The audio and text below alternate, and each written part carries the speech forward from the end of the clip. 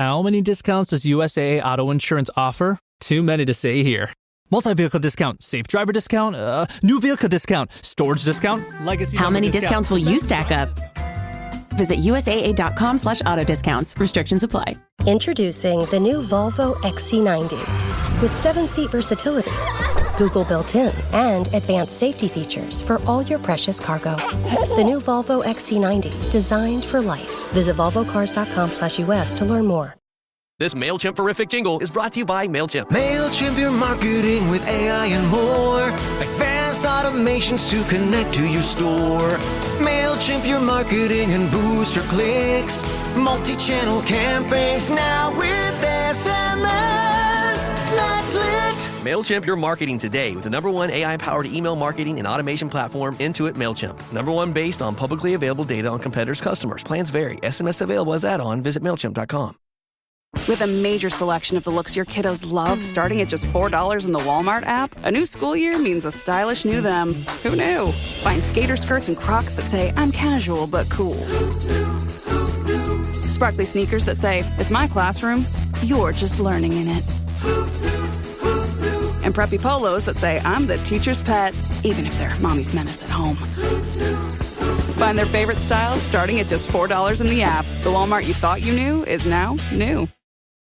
Finding a new job is stressful. But with Indeed, it doesn't have to be. Just fill out your Indeed profile with your skills, experience, and desired salary.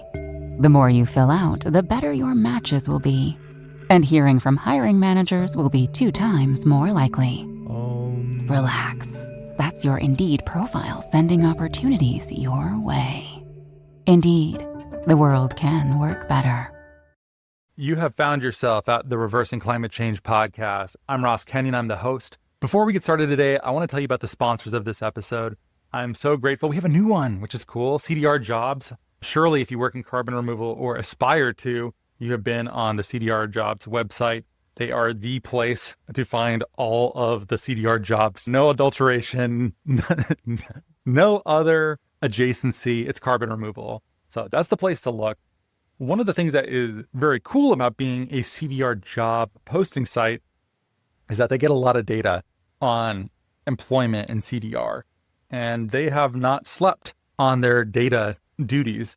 In fact, last year they did a CDR salary report, which details how much people make in this space, if there's any discrepancies across gender or race, which countries, where are jobs being created in carbon removal. They gathered over 800 data points, 400 individual responses, and 400 salaries from job openings, which represents only a partial sample size. But even still, that report was generated a 4-figure amount, which is a lot of times to download a report. People want this information, and they're doing another survey this year. So recently I put out a small episode about why I think this kind of work is important, about HR decisions, about pay transparency, why I think that's on net a good strategy if you are an employer. And also if you're an employee, why you should talk to your colleagues about salary and destigmatize conversations around that topic and why that can be really useful. And I think the CDR Jobs 2025 salary survey is a really powerful way to anchor that conversation, to give you something to talk about, because it makes sure that employers are creating a trustful environment. And it's also making sure that employees are not being taken advantage of in any way. I don't suspect that is happening. CDR is a small place that is very mission driven, but it is beneficial for us to work together to make sure that, our peers are taken care of, or we ourselves are taken care of. And if you are in a position of power, that you are creating a kind of environment where people really want to love the company that they're at. And this is potentially one way that you can do that. So I would say if you are already working inside of carbon removal, please go fill out the 2025 salary survey. The link is in the show notes. And also, if you're looking for a job in carbon removal, cdrjobs.earth. That's where they are. Go look through them, go apply for them. If you're at a company and you want to sponsor their work, that's also a possibility where you can get better visibility for your jobs. So thank you. New sponsor means a lot. Thank you, CDR Jobs team. I appreciate your work and hope it continues for a long time. We also have our beloved longtime sponsor, Arbonix, is back again. Arbonix does fascinating forestry work in the EU, primarily in the Baltic states, and they just released a new report on the state of European forest carbon credits in 2025. It's a practical guide to how forced credits are generated, verified, and how developers handle permanence, leakage, and social integrity in a European context. What's cool about it is that it also breaks down how methodologies differ and how pricing differs between these methodologies and why the timing matters in a supply-constrained market. Unless you are a deep, very special type of nerd, this content is hard to parse. But I think the work that Arbonix is doing to try to make this easily graspable by busy people is really important. And there's really just not that many European forest carbon credits. With demand rising and afforestation projects taking years to mature, many high-quality credits are sold out before issuance, which I'm sure you've seen this or at least heard about it. This report is a timely overview of bottlenecks in the space and the actors who are looking to solve it. You can find this report in the show notes. In any case, thank you CDR Jobs and Arbonix for your sponsorship. It means so much to me. And now we will allow the show to begin in earnest.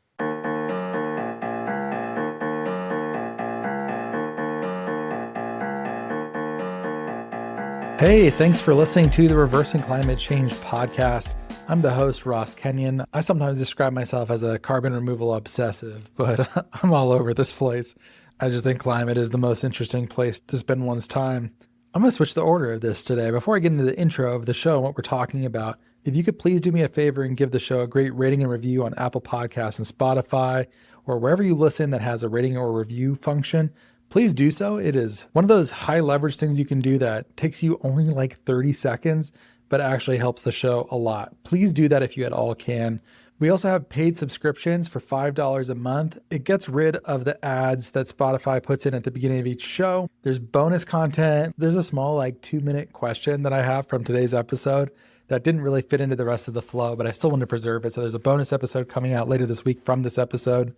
And you just get to be a super fan who helps make this show go. Links to all of those things for how to support the show are in the show notes if you'd like to do so. And now I'm going to tell you about what we're talking about.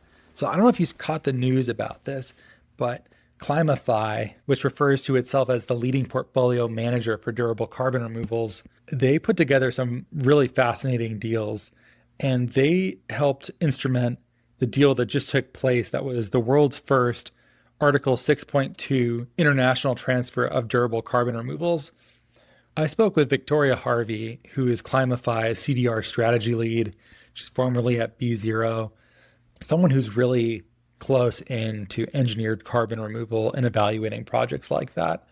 Normally, carbon removal people, I'm making some assumptions here, but most carbon removal people are not thinking purely at the level of policy because not that much policy has actually hit carbon removal in a market-shaping kind of way. Most of the discussions in carbon removal tend to be about receiving big offtake agreements, who's getting them, who's not, which standards are going to apply against which family methodologies, does X off-taker accept biochar or not? Those are a lot of the big questions. And most of the discussions about regulation, with the exceptions of things like 45Q, tend to be much more future-oriented, like which carbon credits are going to fit into which compliance markets. It tends to be something that we know will be epoch-making when it happens, but it's still a long way away. There's old jokes about this. I've heard this attributed to Charles de Gaulle. I don't know if it is. It's a little mean to Brazil, but you could say it about basically any place. The old joke is, Brazil is the country of the future and always will be. I've heard that same joke said about fusion. Fusion is the technology of the future and always will be. Conceivably that's changing now. They're going to have to change the joke, essentially. Policy is the future of carbon removal and it always will be. Hopefully not. Hopefully at some point it will become present and more of it will exist. The Paris Agreement is about the obligations that countries have to meeting their climate goals. And 6.2 is the part of the Paris Agreement that deals with the transferability of carbon credits across country boundaries so that countries that are net emitters can buy credits from net negative countries. Broadly speaking, I'm sure an expert in international climate policy could duly school me on this. But we've not seen this for carbon removal yet. And one of the most fascinating parts of this show is Victoria and I talking about what does it mean when countries are meeting their goals and they're meeting their goals at least partially by corporate commitments. Like this deal that ClimeFi structured has private companies on the buying and selling side, and yet countries are involved in the negotiations too. we get into the trade-offs of this way of structuring these deals, I do not think it's going to be the final word on this. There's still a lot more that I'd like to know and learn about. And I suspect this show serves as an excellent whetting of your appetite. It certainly whet mine to investigate exactly how some of these mechanisms that haven't much interacted with carbon removal or impacted the marketplace may begin to play a bigger role as time goes on. So good job, ClimeFi, on helping make this happen. ClimeFi has also just got great written content. I've long admired their ability to produce thoughtful written content about various facets of CDR. I'll put some links in the show notes. Thanks for being on, Victoria. And here is your show. On WhatsApp, no one can see or hear your personal messages. Whether it's a voice call, message, or sending a password. To WhatsApp, it's all just this. So whether you're sharing the streaming password in the family chat or trading those late-night voice messages that could basically become a podcast, your personal messages stay between you, your friends, and your family. No one else. Not even us. WhatsApp. Message privately with everyone.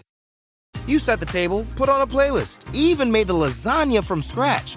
And now you're wearing it. OxyClean Max Force Spray tackles tough, set-in stains the first time. Adulting is hard. Fighting stains shouldn't be. OxyClean Max Force. It's not clean unless it's OxyClean. In the time it takes us to say, we're using Folgers Instant Coffee. Seamlessly blended with water and ice. A splash of whatever kind of milk is your thing. And gotta get that caramel drizzle. All to make a toasty, roasty, caramel iced coffee. You could be enjoying it. Every damn sip of it. Damn right. It's Folgers Instant.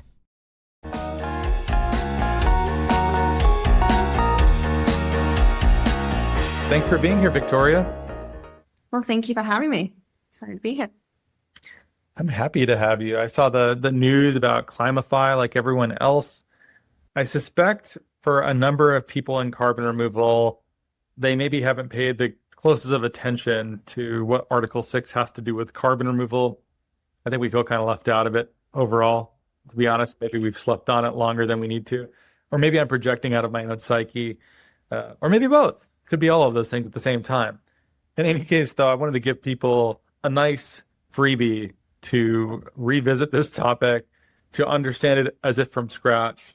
And I'm thus tasking you to help us understand what happened with the Paris Agreement, what's its current status, and then we'll go downstream from there, what this big deal is that ClimeFi helped orchestrate. You're laughing. Sorry, I'm putting you on the spot in some terrible way.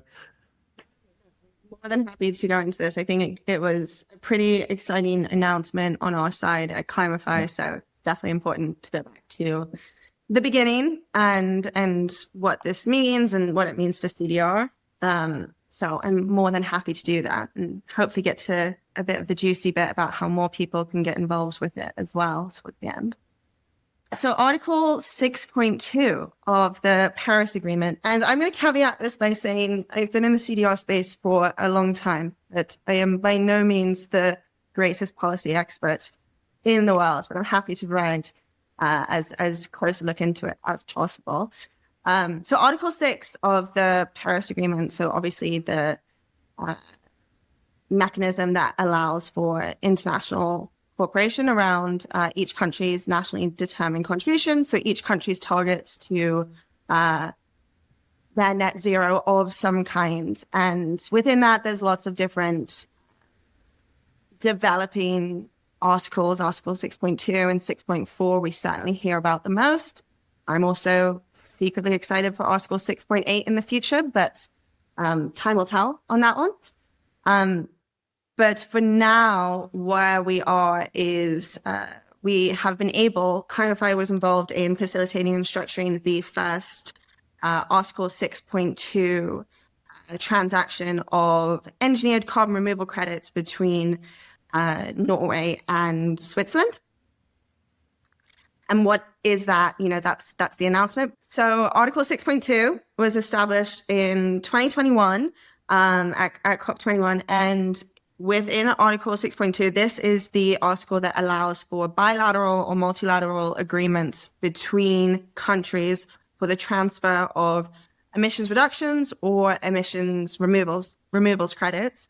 And I think it's something that we have more commonly been hearing about, as exactly as you said at the top, that we've been hearing about more on the avoidance and reduction side of things. I think, my perspective is because that's a market that we've seen, these are technologies we've seen for a longer amount of time, so we feel a little bit more confident in using those technologies in this market. But what we've been able to do is show that this is an opportunity for durable, innovative, engineered carbon removal technologies as well. And so to take it back a bit, so within this transfer of emissions reductions or removals, what it means is essentially that there are two countries that are able to transfer these credits, these removals between the countries by essentially having an agreement between them that allows a host country to offer, not sure the exactly correct term here, their credits to the buying country. And in doing so allows the CO2 removal that happened in that host country to then be associated with the NDCs of the buying country. And there's a lot of things that come involved in the middle and a lot of steps to talk through, which I think today is a great time to do that. But I think a key thing to establish at the very top is that within this, within each transaction, both countries are defining what is the corresponding adjustments. So these are the key levers that essentially prevent any double counting of credit, so that the host country and buyer country are not both putting this on their national determined contributions, so that it's really clear that where the CO2 removal is actually being attributed to, which buyer it is being attributed to. So yeah, that's kind of the very high level intro to it. Is it the case that Norway is a net removing country and they're able to sell some of their net removals to Switzerland? Is that a layperson's way of understanding it? Yeah, it's definitely one way that it could be put. I think Norway is certainly removing more, and there are more, there are large-scale CDR projects that are able to scale up in Norway in quite an attractive way as well, just given the natural resources that are there.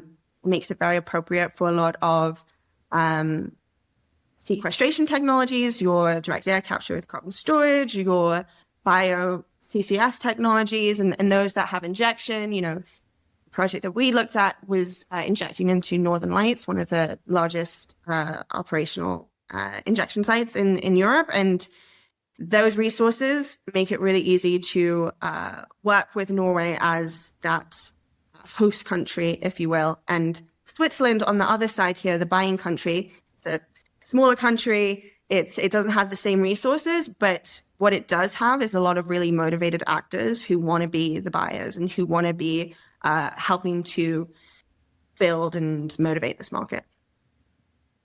What's the relationship between nationally determined contributions and what countries have to do? And then what happens with all of these corporate deals that we hear about? Do those corporate deals interact at all with NDCs? Do 6.2 deals affect corporate deals at all? Are they entirely different? How should people understand those things?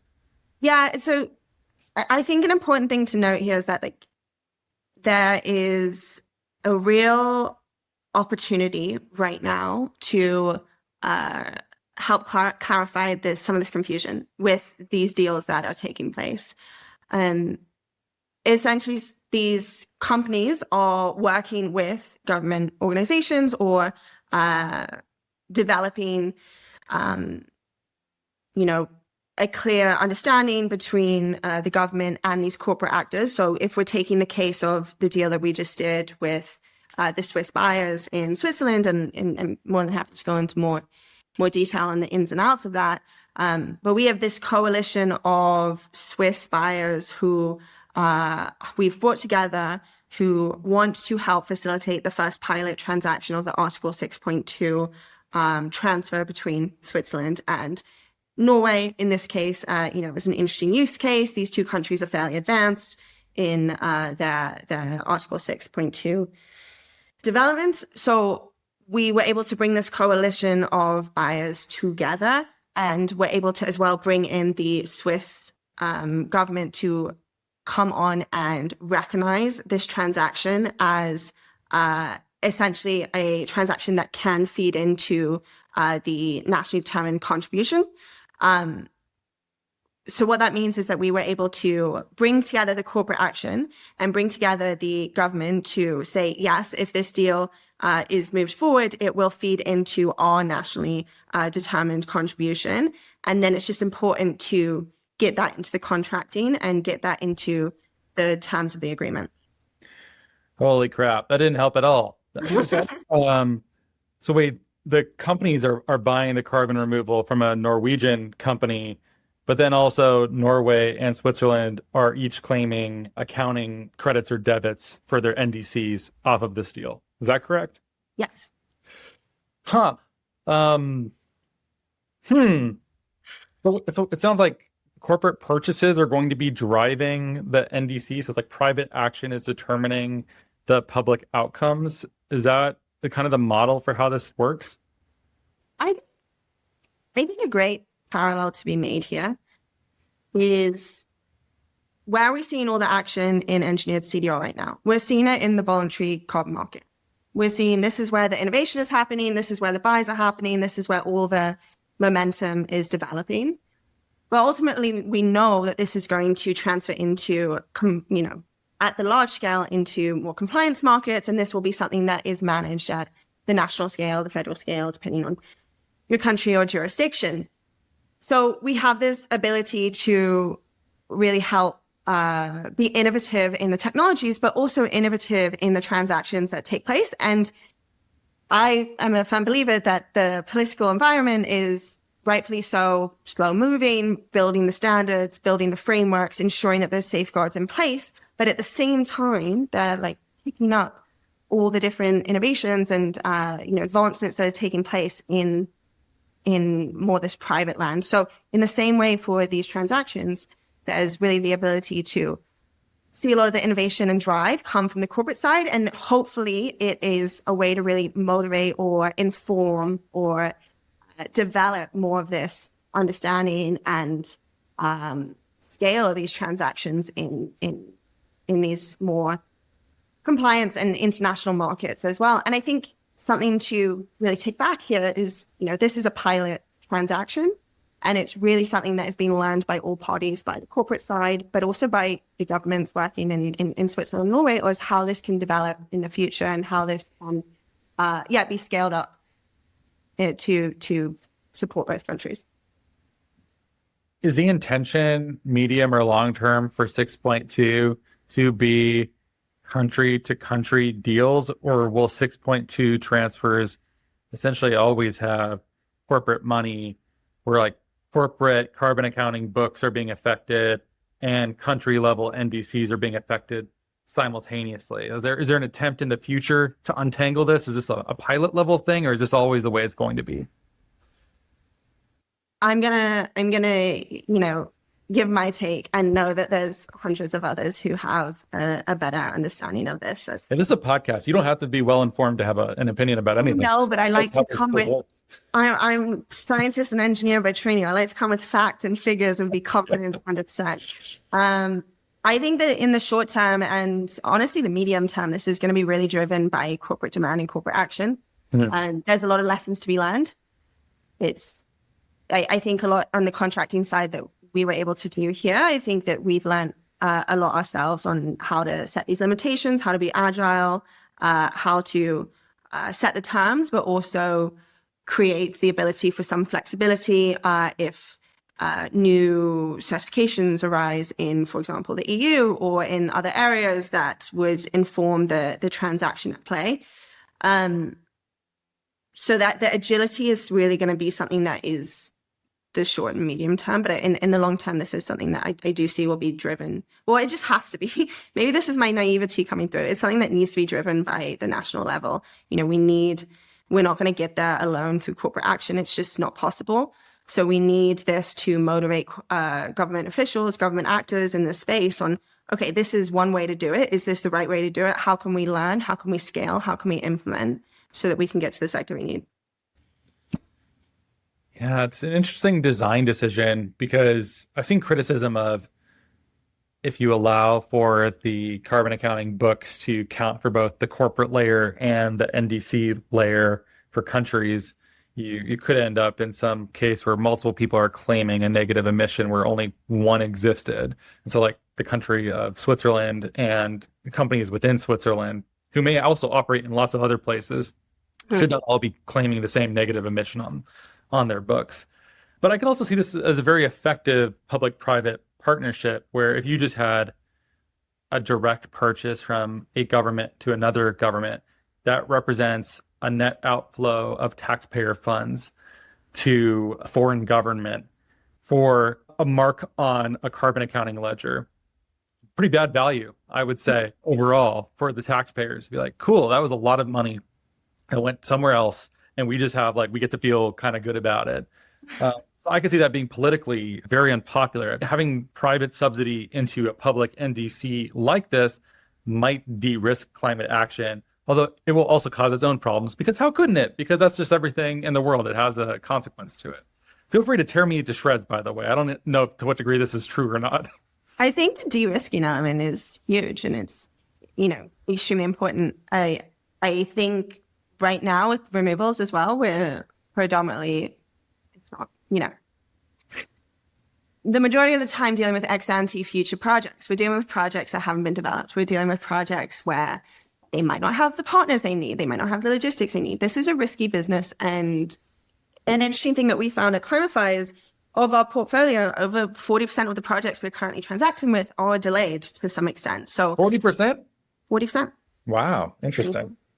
And I think we have some buyers who are comfortable with that, and that's great. And that's what it needs to be in the near term. We need people who are engaging in this market to understand that delays are inevitable because this is a sector that has some risks. But the thing with risks is that we can often identify them and we can identify where safeguards have been implemented. We can identify where there's clear plan and there's clear targets that the project is aiming to meet. And there's really a lot of things that project developers can do to mitigate risk. So with all that, some form of due diligence on these projects, some sort of unpacking, de-risking of these projects is going to be important for these projects being able to really integrate into these Article 6 markets and into these movements. These are future projects, they're high risk.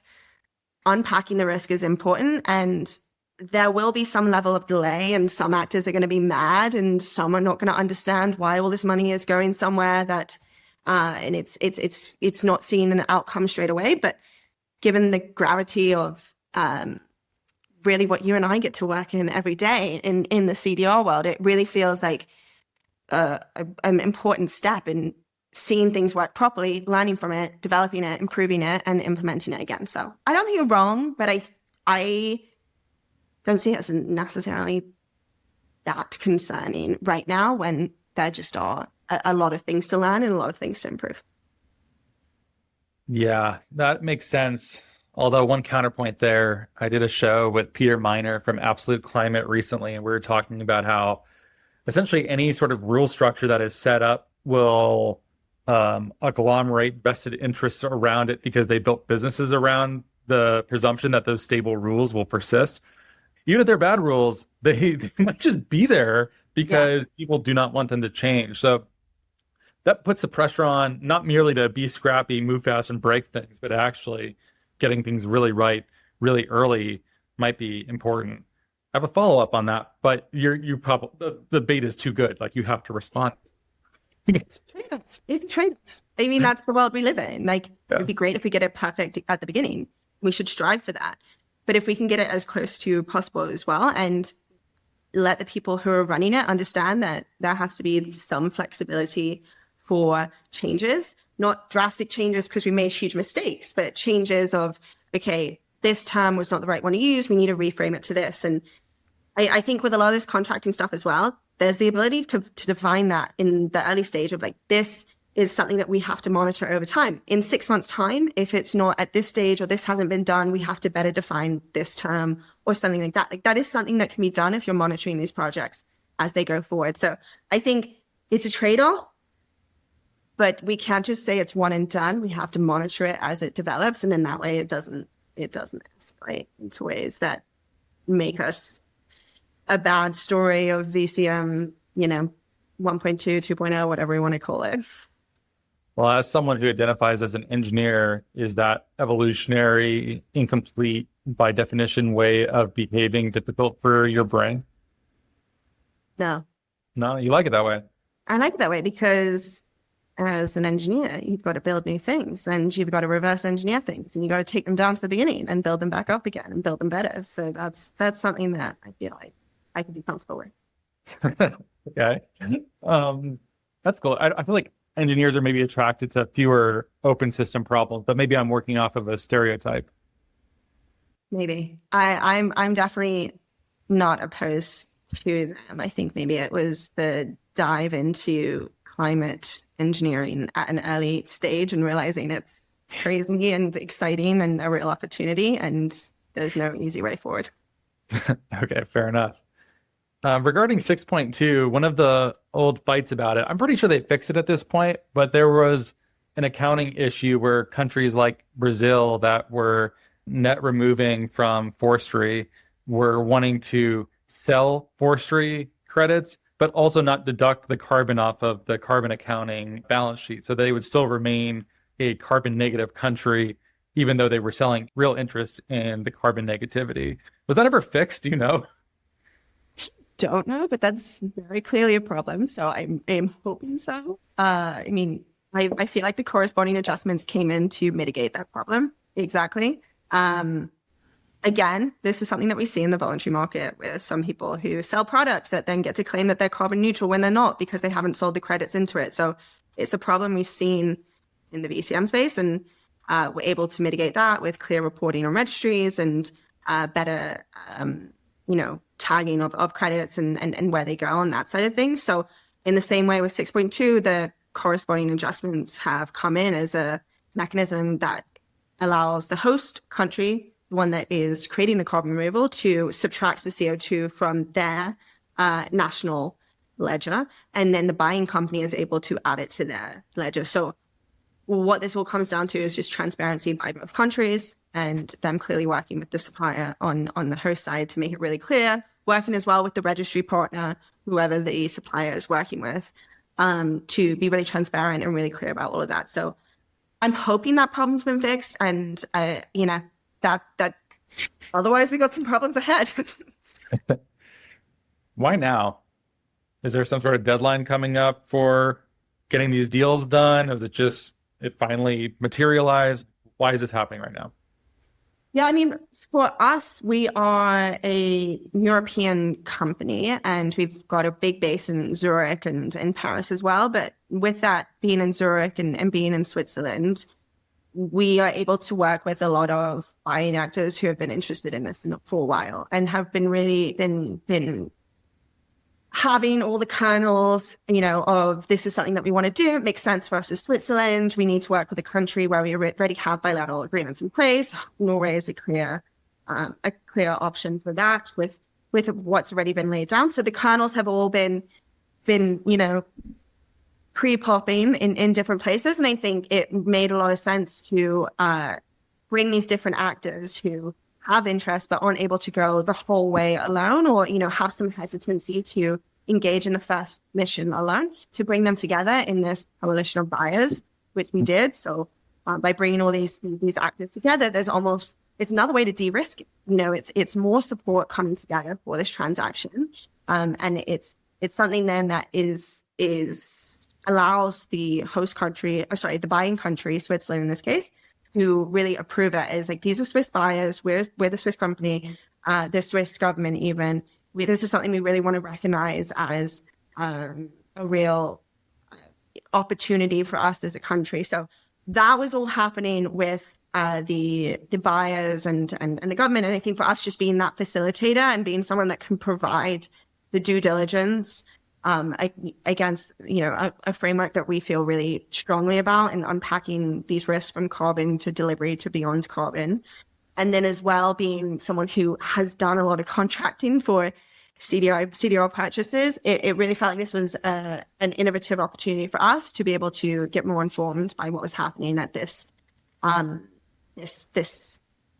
political lens working with these actors. But I think it's less about, I'm going to say something that I feel like everyone always says, so I apologize, but it's less about why now, but more why not now. We have the buyers, we have the suppliers, we have credits, that can be available in the next few years. It made a lot of sense. And I think for us, we felt like we were the right people to get involved to help facilitate as well. I would have been quicker with a witty remark, but it broke my brain a little bit. I can think of several reasons why not now, but whatever. I don't know. Well, maybe just the European context is different.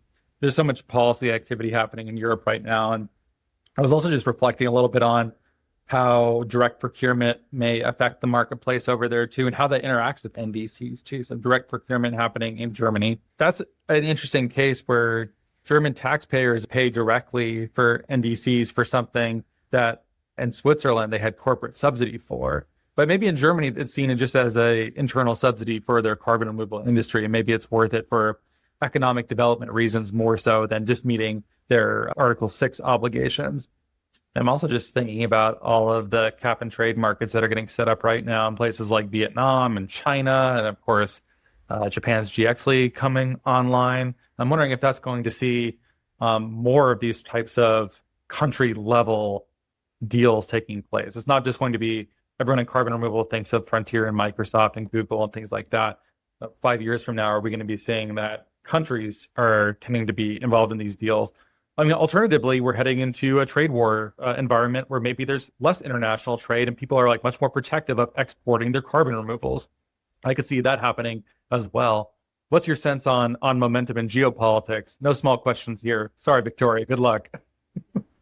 No, I mean, my perspective on it is that there is going to be motivation, interest at the bare minimum from many different countries. I think Japan, as you said, is a great one that can get involved in this. I think there are a few others, such as Canada and even Kenya, who want to be involved in this and who have great resources and great projects to contribute. So I think there are a lot of exciting opportunities, and I think ultimately,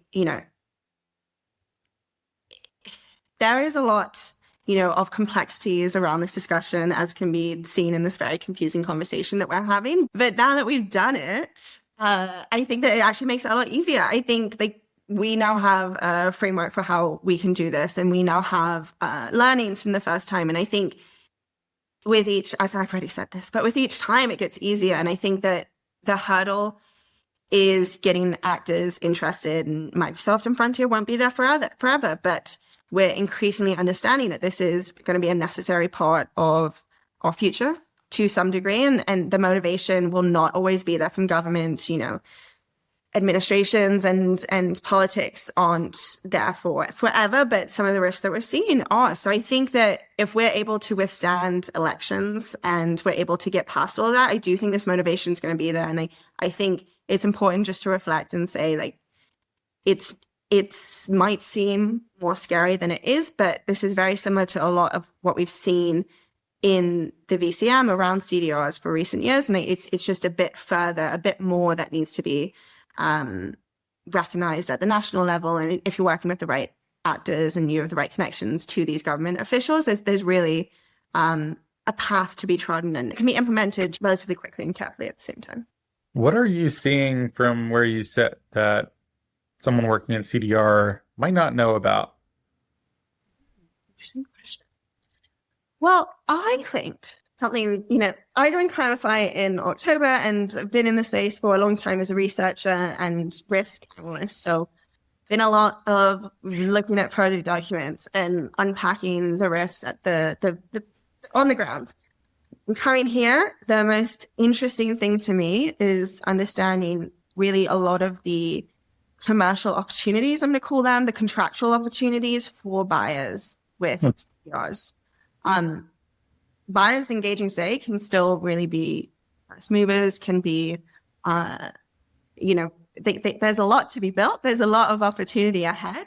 And there's a lot of things around options and, that meaning that you can buy CDRs today and you can reserve options for future vintages of CDRs from the same developer, and putting those terms into contracts and understanding how to really scale up commitment with one company, with a portfolio of companies, with whatever it may be. I think that that's so exciting, and it really paves the way for a lot of different different opportunities for new actors, maybe smaller actors, to get involved if there can be an option pool, and if there is really a lot of innovation around that. So options is really exciting, but beyond that, there's rights of first refusal, all these contractual things that you can really you can really step into the space now, learn a lot, de-risk these projects, and through these contractual mechanisms, and do the due diligence on the project at the same time. Don't skip that step quite yet. And hopefully, that really supports the scaling in this early stage. So that's what's exciting me right now. That's so funny that you went in a direction of financial engineering and contracting and legal as a realm for innovation. I might have expected you to look elsewhere. Why that? You're not a lawyer, like business law person by trade. I think there's a lot of exciting things around these technologies. There's a lot of innovations and cost optimizations. We're seeing really innovative methods of DAC or of biochar, new methodologies on different standards bodies that are really helping mitigate some of the risks, not all the risks, but some of the risks. So we're seeing a lot of innovation on the technology side. We've been seeing that for years. So if we're going to want to scale the market, I think, the whole chicken and egg thing that we always talk about. I think making it easier for buyers to get in and making it exciting for them to get in is really interesting. And that's definitely something that we really aim to provide by, working with them throughout all of this and being that partner that can do the end-to-end services so that they can benefit from the opportunities of engaging in this new sector, and can do it in a way that, hopefully is sustainable, and at the large scale, very equitable as well, for every actor involved. What's next for ClimeFi? Are you able to say much about the deals you got in the pipeline or something else? Throw me a little tidbit here.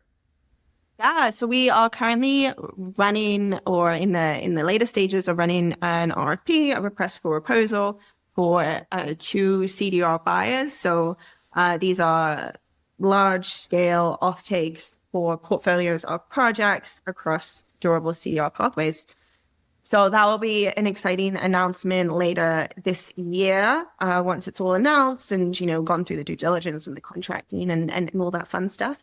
So that's something to look out for. But on a more near-term note, we have our Q2 market report coming out this week. So that will have all the insights on all the big buys of the last year, all the big policy movements. But this year as well, what we've done is a bit on what does it look like if we take Microsoft out of the equation as well. So I think that that's an interesting one to look at. What does it look like? I mean, they're just increasingly dominant at this point. But can you say anything about the trends that happen if you remove Microsoft from the equations?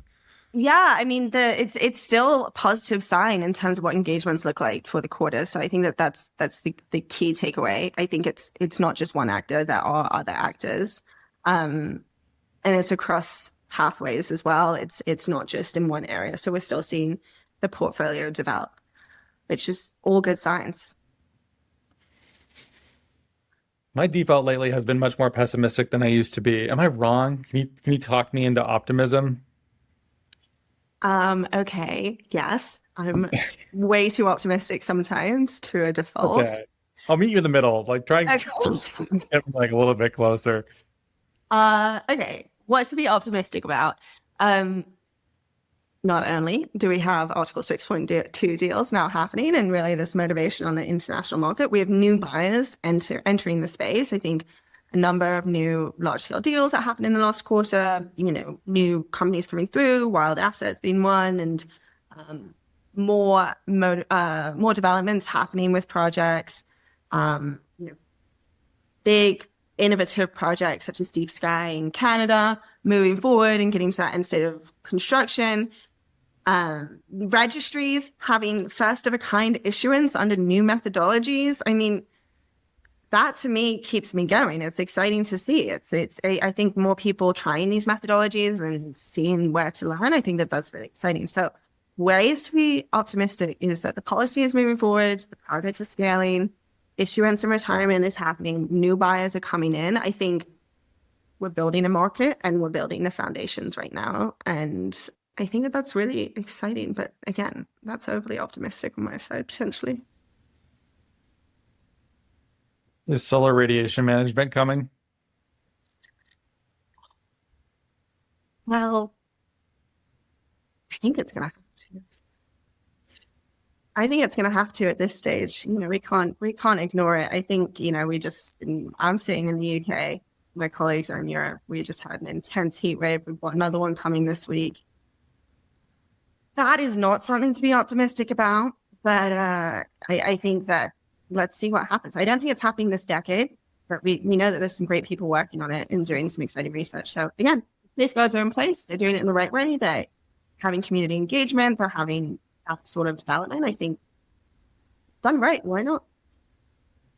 I'm seeing more people talk about that openly. For a while, it was much more theoretical, and now it's feeling much more like we're so deep into overshoot that it's almost an issue of when, not if. Yeah. To me, I find it so crazy that when I first joined the CDR space and was talking about it in a research lens, it's like you couldn't mention geoengineering. You had to organize arenas where people had to have personas. They couldn't say they were part of a specific company. We really just couldn't say things. And now we're at a stage where we're like, oh, no, you want to be a buyer, you want to be a supplier, let's go. So yeah, I think it's becoming easier to talk about. And that's just 5 years. Yeah, I told this on a show that hasn't been released yet, but has already been recorded. So it's in this weird time loop problem. But we were talking about this where when I started in carbon removal was about 8 years ago. You said you're 5 years? Okay. So 8 years ago was still CDR was still I see David Keith as being for intellectual godfather, who's the main person in both of those fields in major capacities. And now it's funny to see it's kind of creeping back, and we're now a part of the climate intervention crew. I mean, there definitely is no denying it. We're all a little bit crazy, and that's okay. But I think it's nice that carbon removal is kind of the Symphony bucket of exciting opportunities. As I said, I'm an engineer. I think that bringing nature and tech together is awesome if we do it in the right way. So a bit of craziness, if managed, is not too bad. Oh, man. I don't even know what to say about it. It's intellectually stimulating, emotionally, spiritually. I don't know. Look like I messed up my hair saying it. That's how strongly I feel about it. Victoria, thank you for sharing. I appreciate your thoughts on all of what's happening with 6.2 and Article 6 and the Paris Agreement just generally. Thanks for helping explain that to people. I'm a big fan of ClimeFi. I think you guys put out amazing written content. I always make sure to read those when they come out. So thanks for working on that. Thanks for the thought leadership, and thanks for doing such amazing deals.